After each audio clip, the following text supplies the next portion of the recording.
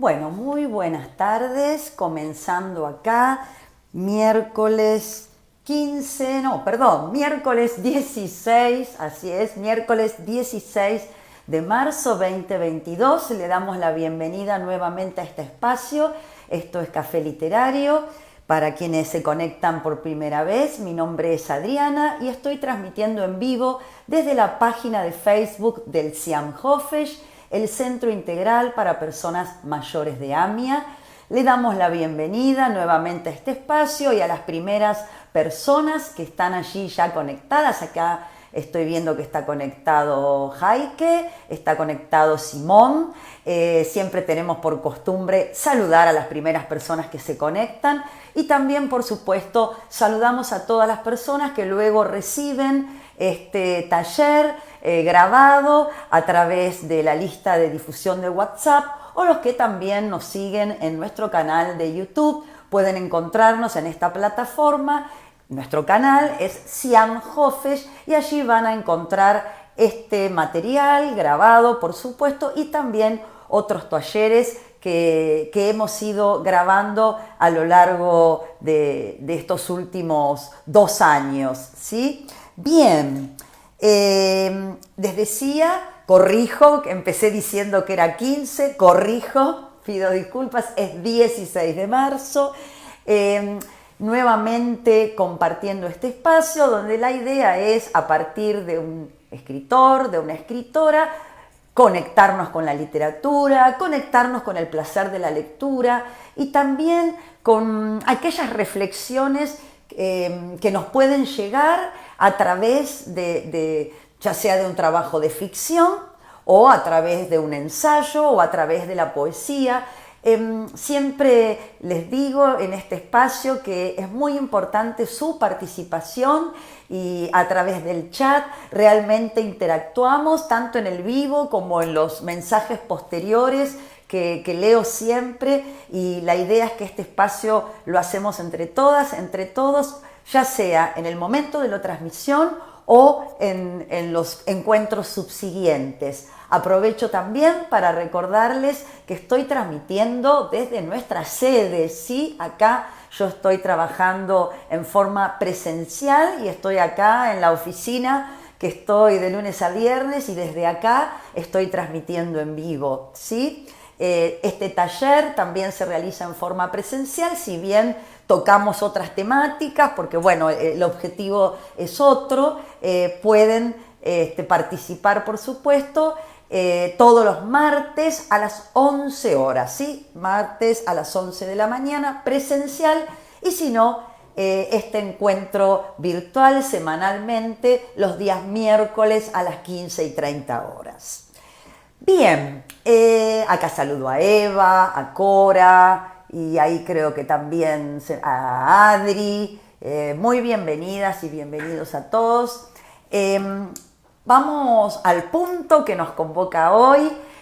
Hoy quiero compartir con ustedes una nota que encontré, una nota cuya autora es Soledad Hensel, periodista, que escribe para Infobae. Y el título es ¿Quién fue Selma Lagerlöf? ¿Quién fue Selma Lagerlöf? Marzo de 1909.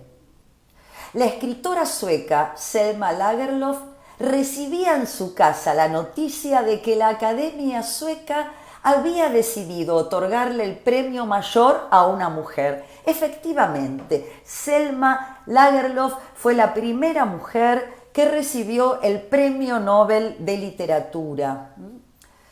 Tras años de reclamos y con 5 nominaciones en su haber, Lagerlöf se convirtió efectivamente en la primera mujer en la historia en recibir el Nobel de Literatura y la tercera en ser galardonada con un Nobel, detrás de Marie Curie, física, en 1901, y Bertha von Suttner, Nobel de la Paz, en 1905.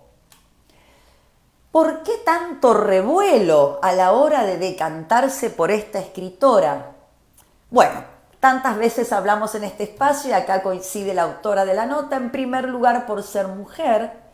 El director entonces de la Academia Sueca en esa época, Carl David af Wirtsen, opinaba que estos premios debían recompensar solamente a los hombres. Si a su género sumamos que Lagerlöf era una activista feminista y militante del por entonces movimiento sufragista sueco, podemos imaginar a los académicos de principios del siglo pasado agarrándose la cabeza mientras se negaban a premiarla. Selma Lagerlöf había nacido en 1858 y falleció en 1940. Había nacido en una ciudad cercana a la frontera con Noruega, Marbacka, en una familia de clase acomodada que con los años iba a perder dinero y alcurnia. Decidida a trabajar, su única opción en la Suecia de finales de 1800 era ser maestra. La docencia y la escritura, vocación surgida en su infancia tras la lectura de la novela Osceola de Man Ray, fueron de la mano hasta que consiguió mantenerse económicamente a través de la literatura. Acá veo que también se ha sumado Norma, se ha sumado Marta. Muy buenas tardes. Bienvenidas a este espacio nuevamente. Entonces, decimos que la lectura iniciática fue la de Reid, la de Man Ray, y que se fueron sumando después, antes de la adolescencia, los textos de Andersen, los hermanos Grimm, Alejandro Dumas padre, Walter Scott, Shakespeare, Lloyd Byron, Goethe, entre otros. Ese es el recorrido, de alguna manera, literario que a cuestas va a servirle para cimentar, para construir sus propias historias. Bien, acá dice Marta, buenas tardes Adriana, qué molesto es ser mujer, y me lo pone en un signo de pregunta. Sí, Marta, y no te cuento en la época que estamos hablando, comienzos de 1900, imagínate lo que debe haber sido, ¿no? Bueno, sabemos, por suerte, no es que lo tenemos que imaginar, sino que en realidad tenemos una vasta documentación y material que, digamos, se ha revalorizado en estos últimos tiempos y hoy es tema así top 10, ¿no? Los movimientos feministas, no solamente los de ahora, sino los de antes. Y también esto es interesante porque nos hace pensar si hay alguien que todavía duda de la legitimidad de estos movimientos, que no es algo de ahora, ¿no? Imagínense, ¿no? Estamos diciendo el movimiento sufragista, comienzo del siglo XX, ¿sí? Bien, yo aprovecho acá estas idas y vueltas con el chat para incluir en mi saludo a Amalia y a Dora también y a todas aquellas personas que están allí. Si es su primera vez, nos encanta que nos saluden, que nos cuenten qué están haciendo, que nos cuenten dónde están y también, por supuesto, cualquier aporte que tenga que ver con la literatura nos encanta también para seguir construyendo este espacio, así que les doy la bienvenida nuevamente. Les comento entonces que estoy en este momento compartiendo una nota, ¿sí? La estoy leyendo prácticamente tal cual es, que pertenece a Soledad Gesell. La nota salió publicada para Infobae en abril del 2019.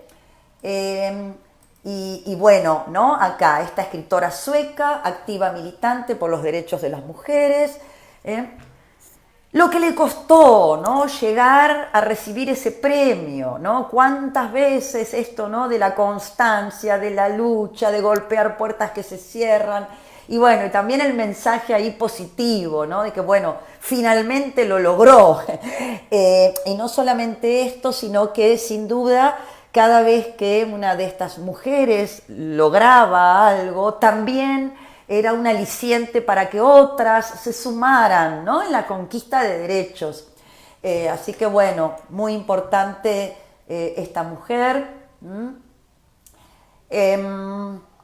Vamos a seguir compartiendo un ratito más algunos señalamientos que hace la autora que son interesantes.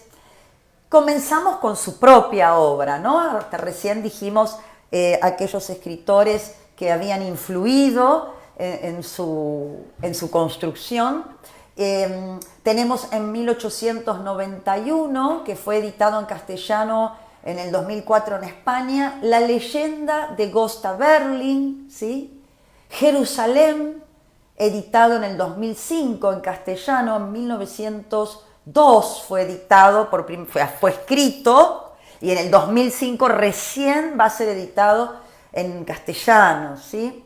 El maravilloso viaje de Nils Holgersson, de 1906, editado en castellano en el 2006. Fíjense los tiempos, ¿no? Que también se tarda cierta literatura que lamentablemente, si no conocemos el idioma, si no leemos sueco, ¿no? Incluso muchas fueron editadas en España, no aquí en la Argentina, pero bueno, ya es más accesible. También, ¿no? Esta discrepancia que hay en el tiempo que cierto material llega, ¿no? Y que las editoras pueden editarlo en castellano, pasa muchísimo tiempo. Estas obras fueron algunas de las que fueron tenidas en cuenta por la Academia Sueca en ese entonces al otorgarle el Nobel, y palabras textuales de quienes le entregaron el premio donde decía: en reconocimiento al elevado idealismo, la vívida imaginación y la percepción espiritual que caracterizan sus escritos, ¿sí? Ahí saludo también a Susie Elbaum, que se está sumando, a Irma, a Amalia. Me encanta volver a encontrarnos nuevamente, sin duda.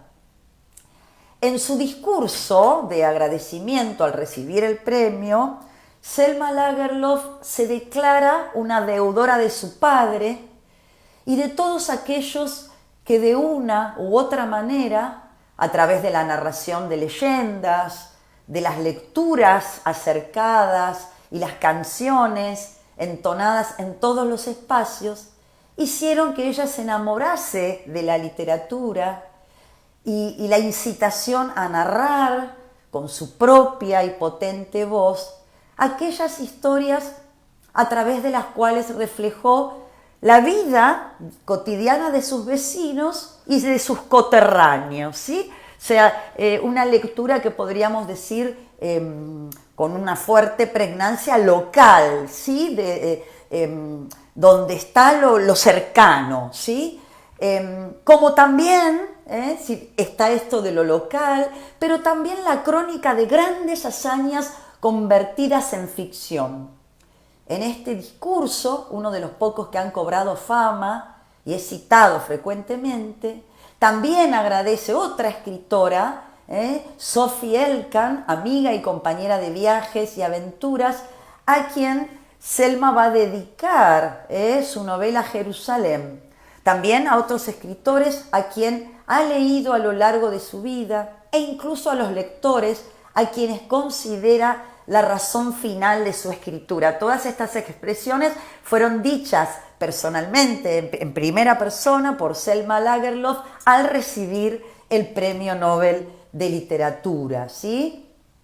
En este discurso, en Estocolmo, frente a los académicos que la premiaron y a los reyes suecos, Selma decide presentarse a sí misma y a su propia historia como ese personaje que todos en Suecia imaginaban detrás de sus textos. Una narradora humilde, dulce, que refleja en sus novelas la belleza y el esforzado espíritu sueco, con la sencillez necesaria para que todos, tanto grandes como chicos, puedan conocer la grandeza de ese país y de su gente. Pero claro, detrás de esa imagen idílica que la pinta como una cuentista dulce y emotiva, una tía solterona, como se decía antes, dispuesta a leer a sus sobrinos para que concilien el sueño, hay una mujer que también tuvo que lidiar con numerosos y variados obstáculos para poder llevar adelante su profesión, ¿sí? Una vez más tenemos un exponente, ¿no? Nada nuevo, pero sí quizás, no sé si conocían a esta figura y si sabían, en todo caso, la importancia que tuvo para otras escritoras y también por otras cuestiones que ahora vamos a ver enseguidita, ni bien avancemos un poquito más. Su padre, ese a quien amorosamente dedica su discurso, y acá ella dice, Camino a Estocolmo, que es el título, pensé en mi padre y sentí una honda pena de que haya muerto y que no podría contarle que había ganado el Premio Nobel de Literatura. Sé que nadie más habría estado tan contento como él de recibir esta noticia. Agradece a su padre poder estar en ese lugar recibiendo tamaña distinción. Y luego ella, ¿no? Sabemos y menciona que su padre era alcohólico y que esa afición hacia la bebida luego iba a ser terminar en la bancarrota a su familia. Sin embargo, a pesar de estos aspectos de su propio padre, ella agradece haberla guiado en su descubrimiento de la literatura.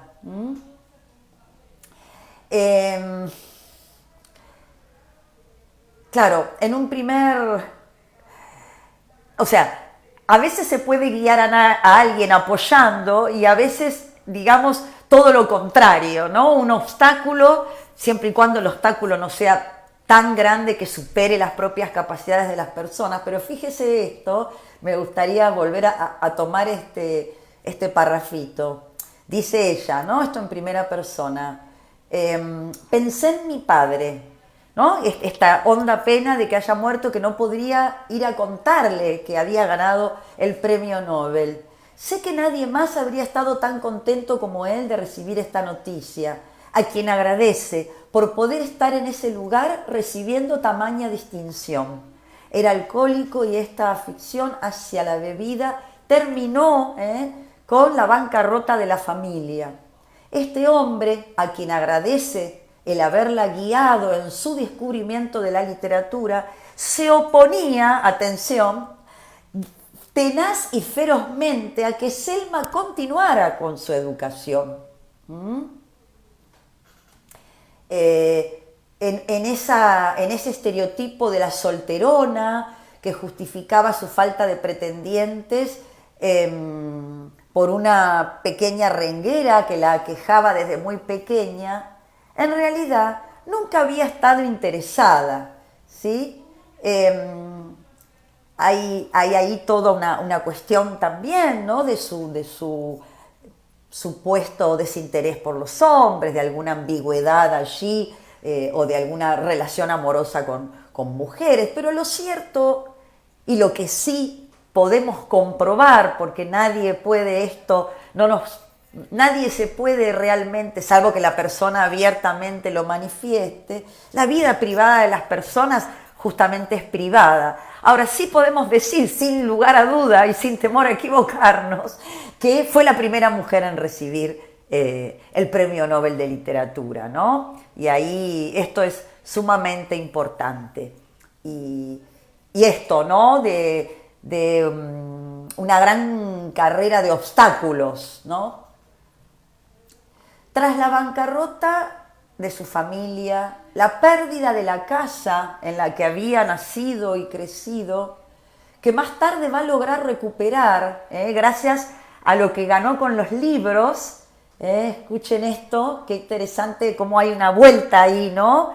A algo que parecía un destino trágico, ¿no? Un padre alcohólico que deja en bancarrota a la familia. Bueno, ella luego con sus libros va a lograr recuperar esa casa familiar.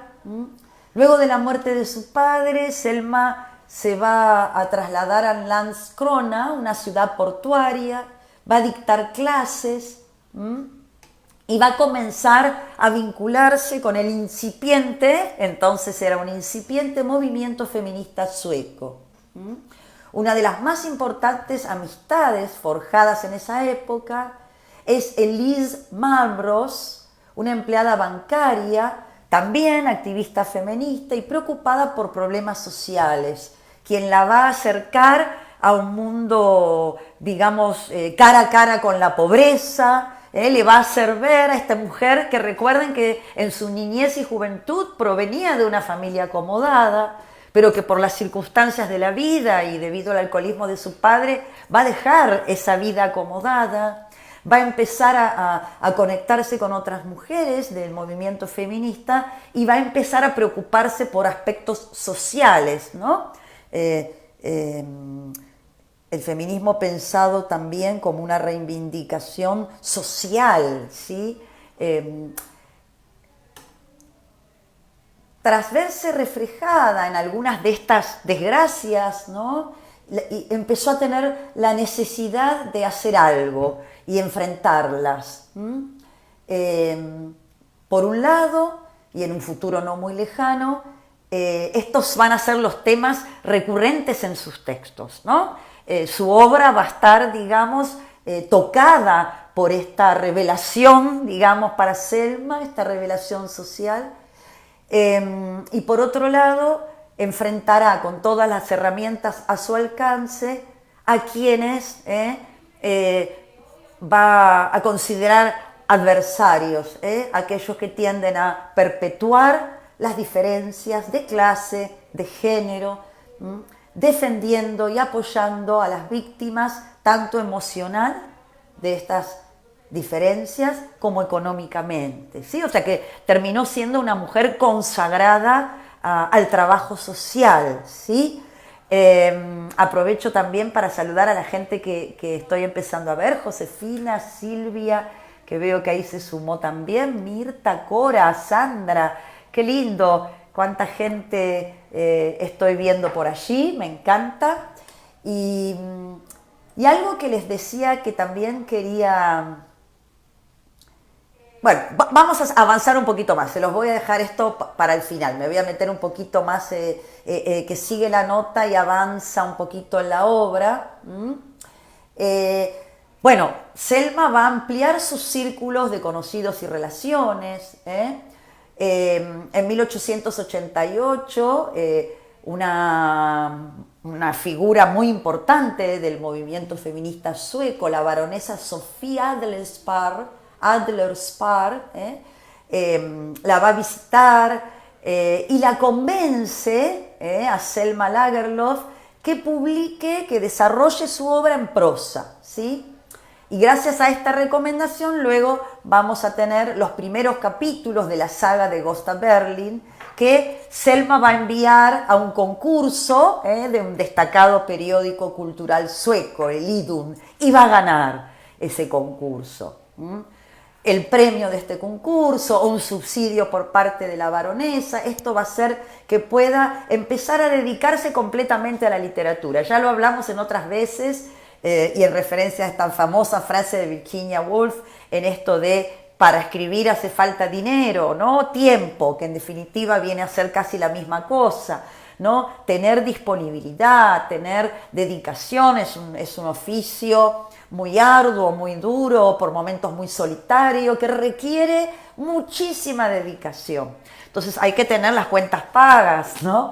Entonces, bueno, gracias a esto, ¿no? A gente que apostó por su obra, pudo dedicarse enteramente a la literatura. Recordemos que, no sé si lo dije antes, ella era maestra, había ejercido en su juventud como maestra rural y mucho tiempo se ganó la vida como maestra, pero en esta oportunidad comienza a dedicarse full time al oficio, al tan difícil oficio de la escritura, ¿sí? Vamos a algunos, digamos, para dedicarle unos parrafitos nada más.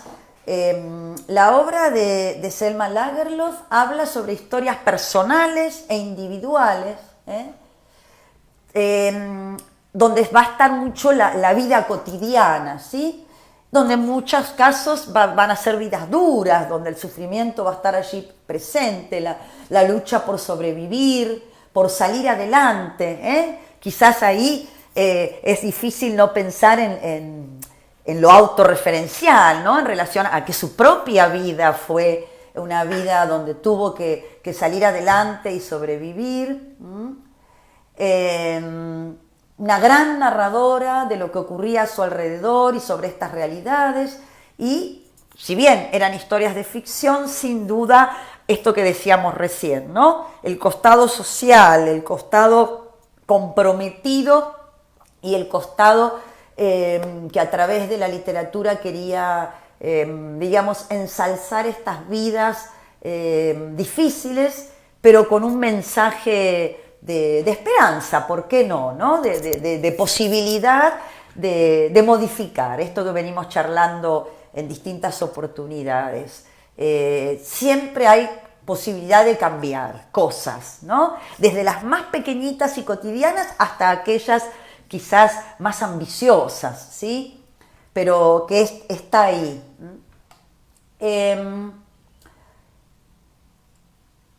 Fueron realmente muy importantes en Suecia, quizás nosotros por una lejanía cultural no la conocíamos, pero sí es una referente muy importante en Suecia, en Escandinavia.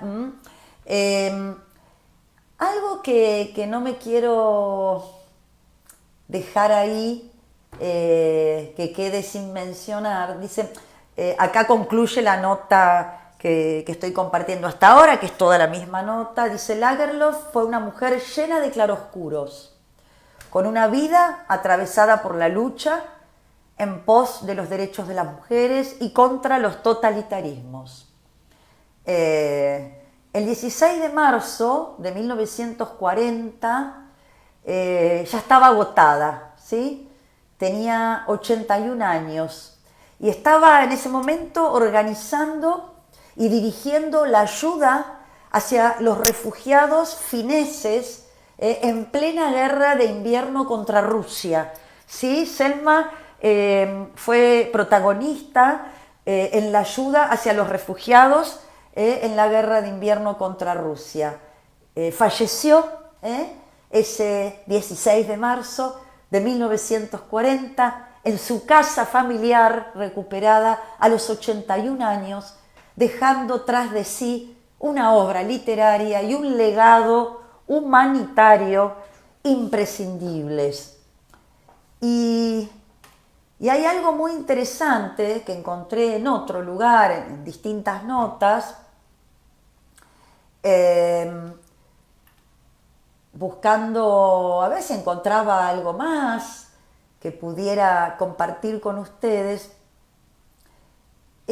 Aparece, estoy buscando a ver si está la autora, la periodista que escribe esta nota, aparentemente no estaría firmada, tal vez sea la misma autora. Bueno, sigo con una publicación de Infobae y dice cómo, atención, cómo la primera mujer Nobel de literatura salva a otra mujer Nobel de un campo de exterminio nazi, que era esto, ¿no? Su gran compromiso, y va esta historia. Selma Lagerlöf tenía una amistad a través de cartas con una poetisa alemana que se llamó Nelly Sachs.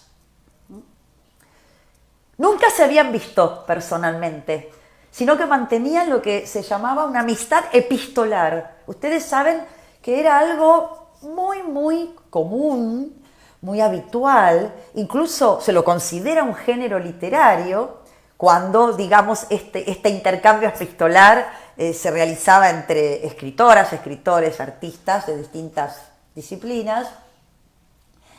Eran amigas, nunca se vieron en persona. En 1940, ¿sí? Poquito ahí, ¿no? En sus últimos momentos de vida, ¿no? Porque recuerden, recién dijimos que Selma Lagerlöf fallece en marzo de 1940.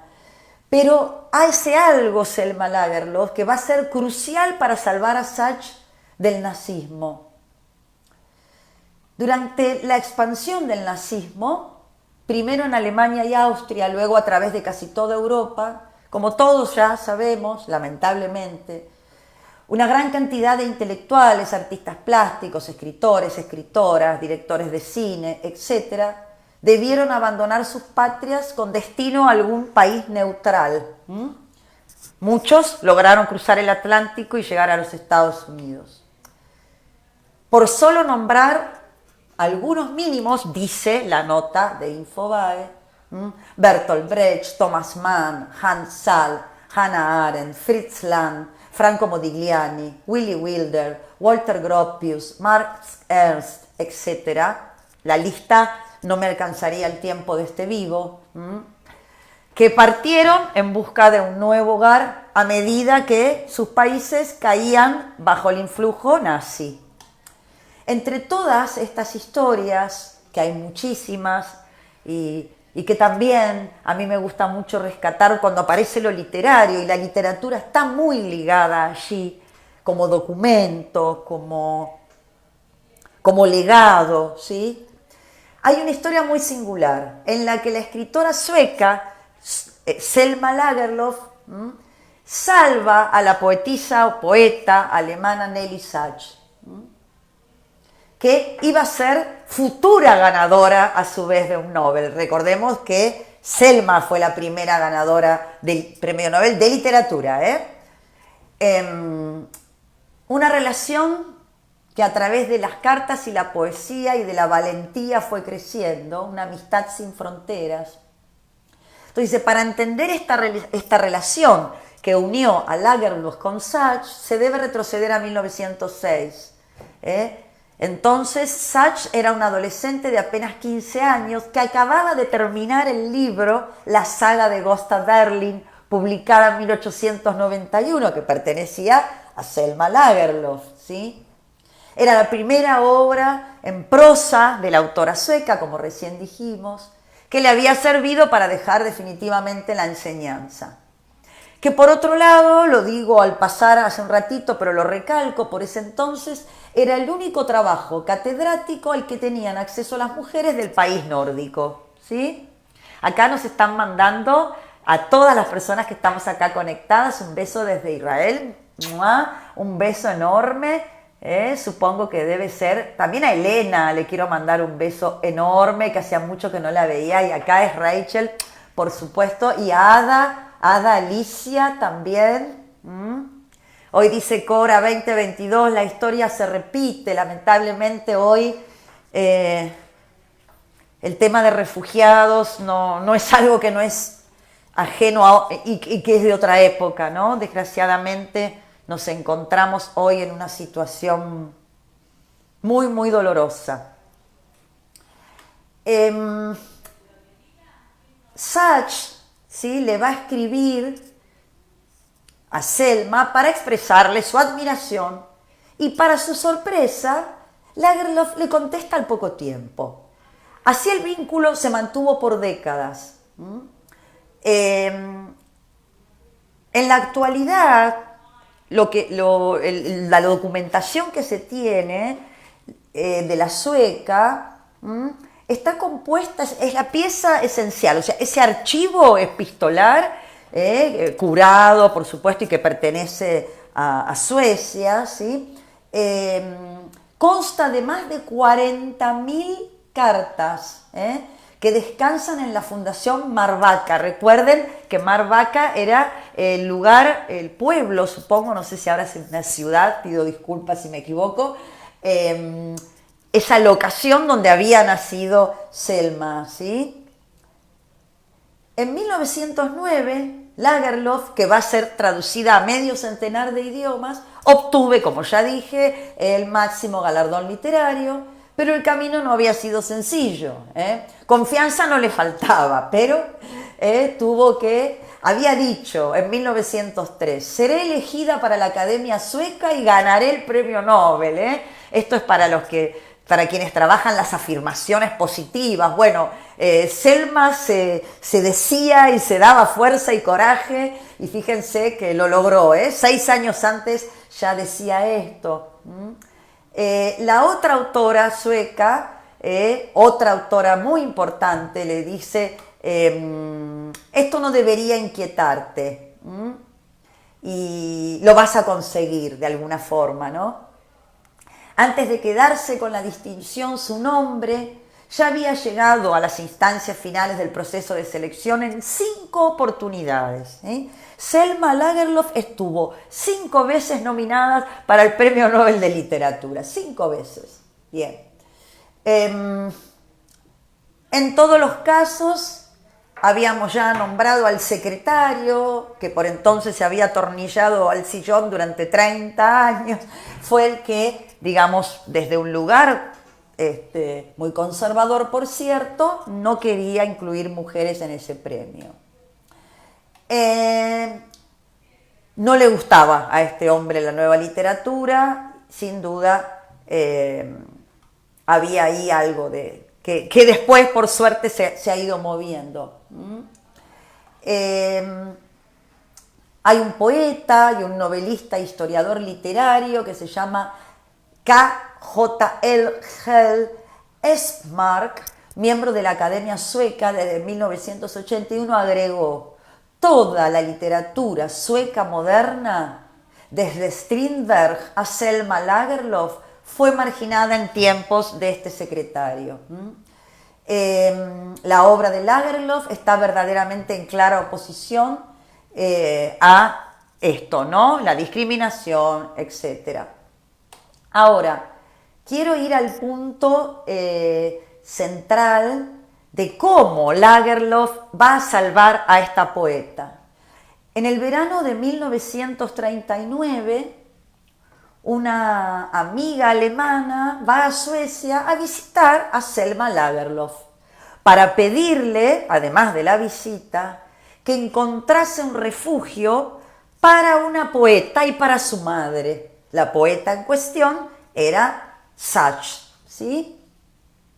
En la primavera de 1940, relata en primera persona Sachs, ¿sí?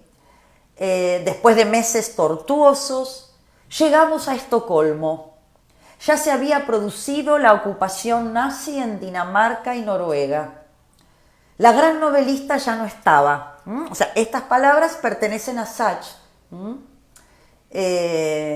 Cuando ella misma, en 1966, recibe el Premio Nobel de Literatura, o sea, es otra mujer, mucho después, ¿no? 1966, cuando recibe el Premio Nobel en Estocolmo, ella va a decir esto, ¿no?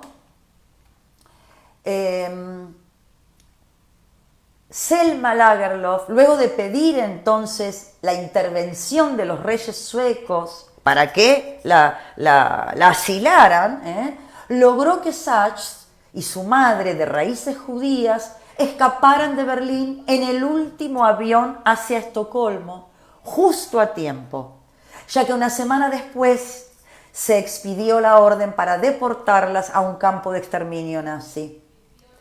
Y lo increíble, que parece de película, pero no lo es, esto que estoy relatando aquí, es absolutamente cierto y está documentado.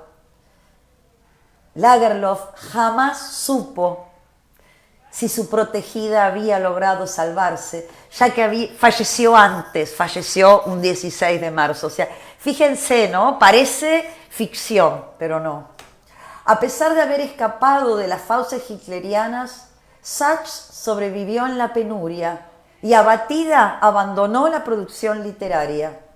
Los tiempos habían cambiado y su estilo romántico y su visión del mundo había mutado. Había perdido un amor de juventud en un campo de concentración, y a partir de ese momento Sachs va a abandonar la literatura, ¿sí? Eso sí, su voz poética se transformó y se convirtió en una portavoz de la pena y los anhelos de los judíos, ¿sí? Y va a escribir Plegarias por el novio muerto, que fue su primer poema en Suecia, incluido en el libro En las moradas de la muerte. La desgracia y el dolor, muy a su pesar, la terminarían convirtiendo en una autora eterna. Acá, como estas dos mujeres, ¿sí? Terminan juntas, una instancia de otra, ¿no?